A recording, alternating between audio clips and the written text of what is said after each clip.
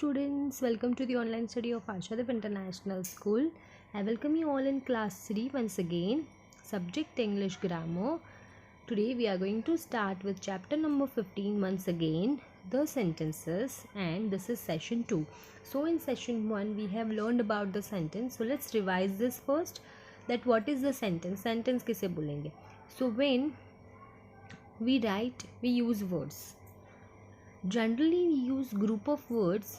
When such group of words make complete sense, it is called a sentence. Sentence किसे बोलेंगे? जब भी हम लोग लिखते हैं तो हम words यूज़ करते हैं और बहुत सारी बार group of words यूज़ करते हैं. तो ऐसे कुछ group of words जिससे complete sense बने, जिसे आपको पता चले कि वो sentence क्या आपको बताना चाह रहा है, तो उसे हम लोग क्या बोलेंगे? सेंटेंस बोलेंगे. क्या बोलेंगे? सेंटेंस बोलेंगे. ठीक है. And we have also seen कि sentence always starts with a capital letter and ends with a full stop if it is a statement, and if it is a question then it starts with a capital and ends with a question mark, right? And another thing we have seen in the previous session about the subject and predicate. Subject किसे बोलना है और predicate किसे बोलना है, that also we have seen. So now let's start with the exercise. Exercise number 1, put a tick if it is a proper sentence and a cross if it is not a sentence. आपको क्या करना है? टिक करना है जो कि proper sentence है उसे, और क्रॉस करना है जो कि प्रॉपर सेंटेंस नहीं है उसे क्रॉस करना है. Number 1, she likes to eat. ठीक है, ये सेंटेंस है, ये कंप्लीट सेंस बन रही है इसमें से. यस, इसमें से हमें पता चल रहा है कि ये यहाँ पे ये जो सेंटेंस है हमें ऐसे बता रहा है कि शी लाइक्स टू ईट, मतलब उसे खाना अच्छा लगता है. तो इसीलिए, और यहाँ पे first letter is capital and the end it is a full stop. So yes we can say that this is a sentence. Next is he likes. ठीक है, यहाँ पे सिर्फ इतना दिया गया कि उसे पसंद है, पर क्या पसंद है उसके आगे का कुछ भी सेंटेंस यहाँ पे हमें नहीं दिया गया है, तो इसे कंप्लीट सेंस नहीं बन रही है, तो हम लोग ऐसे बोल सकते हैं कि this is not a sentence. So we will put a cross over here. Next is would go. Would go मतलब आप जाओगे, तो इसे ये जो है वो कंप्लीट सेंस नहीं बन रही है, so we will put a cross over here. Next is Ritu is clever girl. यहाँ पे एक सेंस बन रही है कि रीतू जो है वो क्लेवर गर्ल है, हमें पता चल रहा है कि रीतू क्लेवर गर्ल है, तो इसीलिए we will put a tick over here that this is a proper sentence. This is a sentence. Next is we will go for a walk. हम वॉक पे जाएंगे, तो यहाँ पे भी हमें एक पता चल रहा है दैट यहाँ पे ये जो है वो सब्जेक्ट है and this is the predicate. Subject predicate दोनों पार्ट है सेंटेंस के, राइट? और यहाँ पे ये जो था नंबर 3, उसमें सब्जेक्ट मिसिंग है, तो इसीलिए हम बोल नहीं सकते कि ये प्रॉपर सेंटेंस है. और यहाँ पे आप देख सकते हो कि this is subject and this is predicate, तो दिस इज प्रॉपर सेंटेंस और उसकी एक प्रॉपर सेंस भी बन रही है, हमें पता भी चल रहा है. और सेम ये जो सेंटेंस है उसमें भी ये जो वी है वो क्या हो गया? हमारा सब्जेक्ट हो गया. And this will go for a walk, this is the predicate. So we come to know about that we will go for a walk, मतलब हम लोग जो है वो वॉक पे जाएंगे, तो yes this is a sentence. So the next is had I bought I a bought. ठीक है, ये जो सेंटेंस दिया गया है यहाँ पे प्रॉपर एक मीनिंगफुल सेंटेंस नहीं बन रहा है, हमें कुछ पता नहीं चल रहा है कि ये सेंटेंस में हमें क्या बोला गया है. So that is why it doesn't make a complete sense, so this is not a sentence. So we will put a cross over here. Okay, next is cows eat grass. तो ये क्या है? कंप्लीट सेंस है, तो we will write here, we will put a टिक.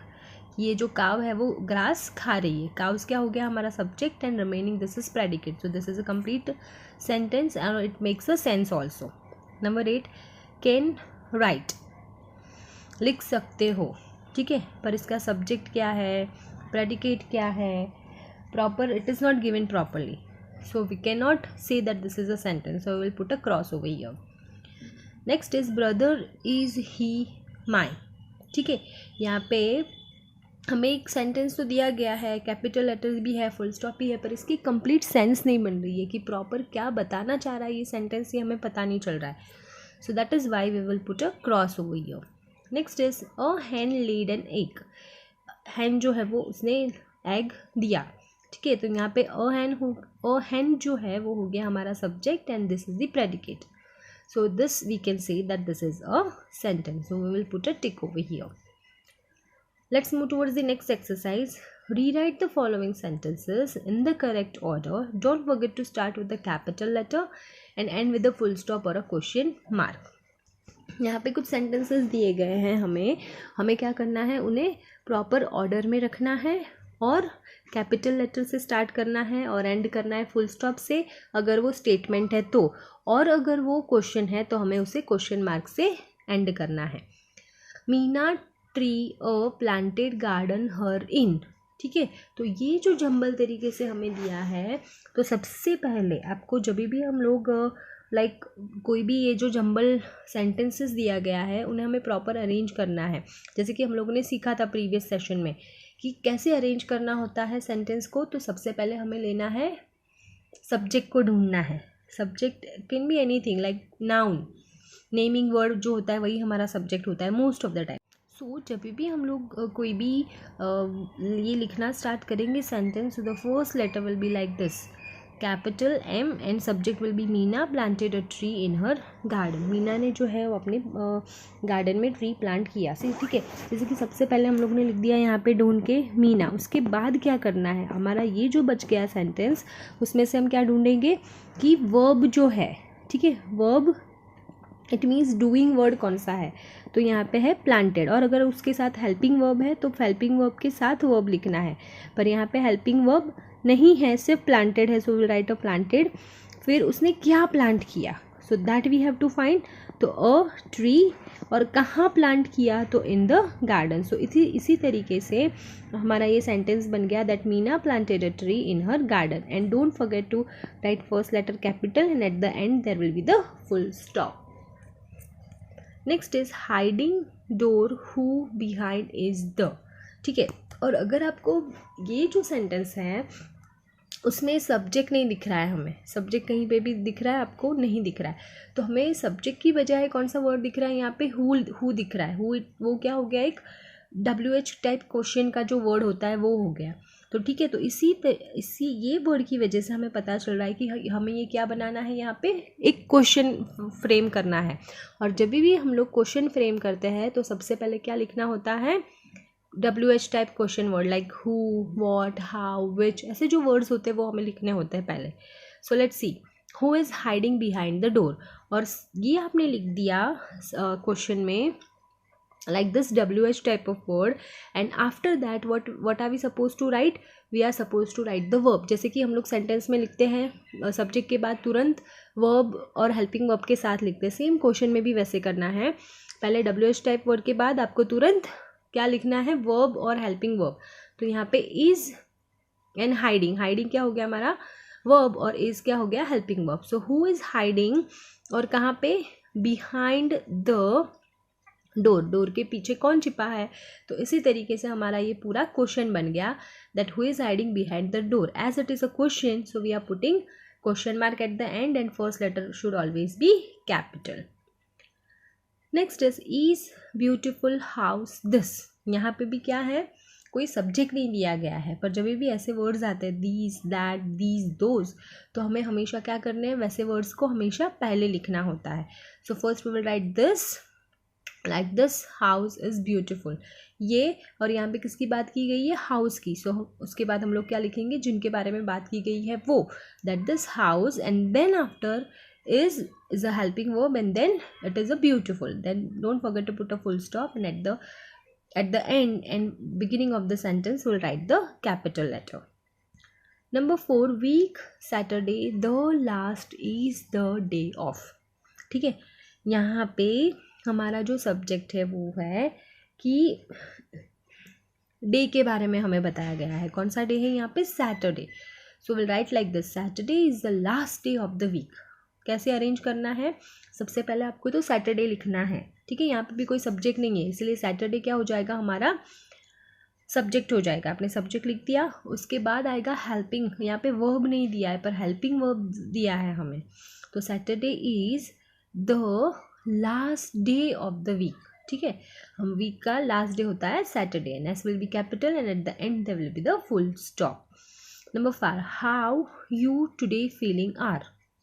ठीक है, यहाँ पे हमें पता चल जाना चाहिए कि ये स्टेटमेंट नहीं है बल्कि ये क्या है, क्वेश्चन है। कैसे, बिकॉज यहाँ पे हाउ दिया गया है। हाउ जो है वो WH टाइप ऑफ वर्ड है, वो हमें इंडिकेट करता है जब भी क्वेश्चन पूछते हैं हम, है ना। तो we will start with this how. So how are you feeling today, then it comes are and ing that verb, ठीक है। सबसे पहले मैंने बोला था कि जो भी WH टाइप वर्ड के बाद तुरंत हेल्पिंग वर्ब और वर्ब लिखते हैं, पर यहाँ पे हेल्पिंग वर्ब और वर्ब के बीच में क्या आ गया, you. So that is not a proper any rule to it, like how are you feeling today, आपको आज कैसा लग रहा है। So this way we can form the question. Question अलग अलग तरीके से भी बन सकते हैं।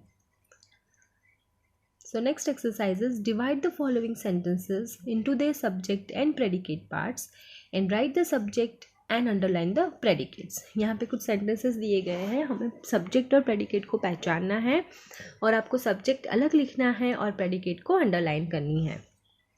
First one, they run fast। As you can see, सबसे पहले हमें क्या करना है, क्वेश्चन पूछना है। they run fast, तो who run fast, ठीक है। तो they run fast, who, so what will be the answer, they. तो दे हमारा क्या हो गया, सब्जेक्ट हो गया, ठीक है। एंड रन फास्ट, कौन, सी, ठीक है। यहाँ पे हम लोग ने देखा था ये कि they run fast, so first we ask the question who, so what the answer we got, they. And after that we have to ask that what are they doing, वो क्या कर रहे हैं। तो रन फास्ट, तो run fast हमारा क्या हो गया, predicate, so we will underline this predicate. Number 2, cats meow, who meow, सबसे पहले क्या पूछना है, हु, कौन कर रहा है, म्याओ, तो कौन कर रहा है, कैट्स, तो कैट्स हमारा क्या हो जाएगा, सब्जेक्ट। एंड वो जो कैट है वो क्या कर रही है, उसके बाद पूछना है what that cat is doing, ठीक है। सबसे पहले हु पूछना है, उसके बाद जो आंसर मिले उसको व्हाट पूछना है, तो आपको आंसर मिलेगा म्यू, तो ये क्या हो गया हमारा प्रेडिकेट।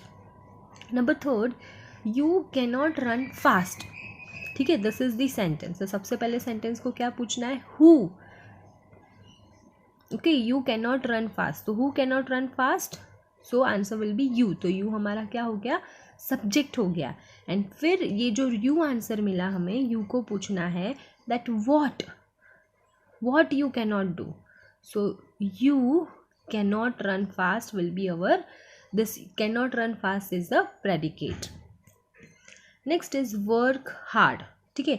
यहाँ पे ऐसे कुछ सेंटेंसेस दिए गए थे जिसमें सब्जेक्ट होता ही नहीं है, ठीक है। ये ऐसे जो होते हैं लाइक कमांड देना है, किसी को ऑर्डर देना है, तो ये वाले जो सेंटेंसेस होते हैं जिसमें हमें यहाँ पे सब्जेक्ट नहीं दिए गए होते, तो हमें ये सब्जेक्ट कौन सा अज्यूम करना है, यू सब्जेक्ट है हमारा, तो हमारा सब्जेक्ट क्या हो गया, you, and the work hard will be our predicate part.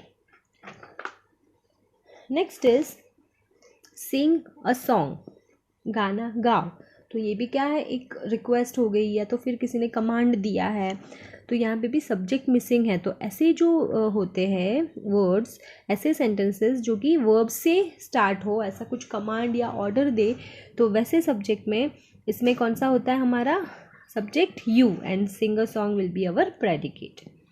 Next is mangoes test sweet, यहाँ पे है कि यहाँ पे मैंगोज है, तो हमें क्या क्वेश्चन करना है, what taste with, because this is not a living thing. Living thing होगी तो हम लोग हु पूछेंगे, अगर नॉन लिविंग थिंग है तो हमें कौन सा क्वेश्चन करना है, what. So the answer is mangoes, तो मैंगोज हमारा सब्जेक्ट हो गया, and taste sweet will be the predicate part. Then we are happy, so who are happy, सबसे पहले क्वेश्चन करना है who, so the answer will be we, and what are they, so they are happy, so they are and happy will be our predicate part.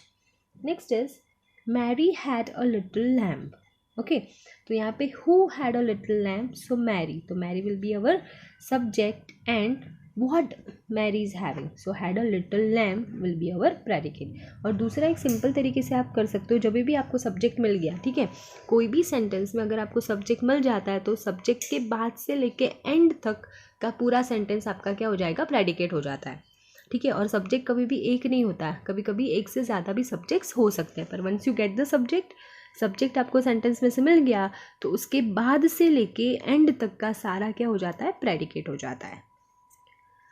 Next exercise, match the subjects with predicates, यहाँ पे कुछ subject दिए गए हैं, आपको उसको predicate के साथ मैच करना है। An aeroplane, the earth and the camel.